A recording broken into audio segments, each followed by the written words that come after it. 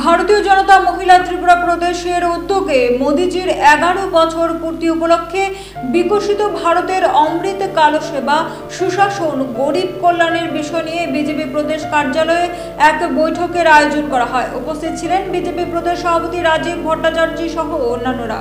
প্রদীপ প্রজ্বলন অনুষ্ঠানের শুভারম্ভ করেন আগত অতিথিরা।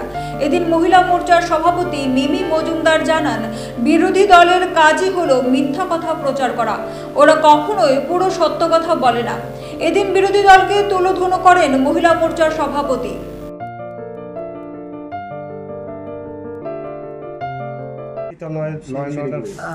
দেখুন, বিরোধীদের আমি সবসময় দেখে এসেছি অপোজিশন পার্টি, যেমন আমি যদি বলি কমিউনিস্ট পার্টি সবসময় অর্ধ মিথ্যে কথাতেই ওরা ওদের কাজকর্ম চালিয়ে যায়, মানে অর্ধ সত্য কথাতে ওরা পুরোপুরি সত্য কথা বলে না। কিন্তু আমরা দেখছি যদিও কোনো ট্র্যাজিক কিছু ঘটনা যদি হয়ে থাকে সেই জায়গাতে কিন্তু আমাদের মুখ্যমন্ত্রী থেকে শুরু করে আমরাও কোনো জায়গাতে পিছনে নেই। ওই দিন সোনামুড়ার একটা ঘটনা, সেখানে কিন্তু এটা কিন্তু কোনো রকমের আমি বলতে চাইবো যে ওই জায়গাতেও কিন্তু আমরা পৌঁছেছি, হাসপাতালে পৌঁছে ওই মহিলার সাথে আমরা দেখা করেছি, আমরা ছিলাম।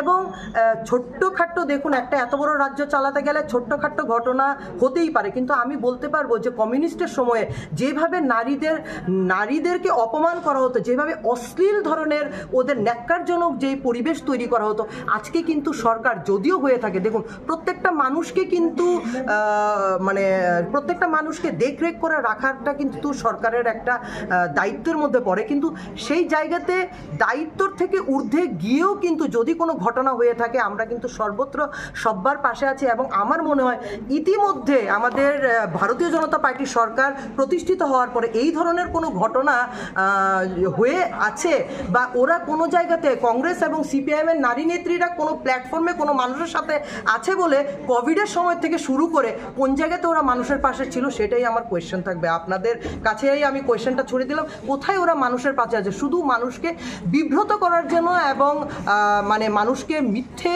প্ররোচনা দিয়ে উস্কানোমূলক ছাড়া আর আমি তো দেখি না যে ওরা কোনো জায়গাতে মানুষের সাথে আছে বলে।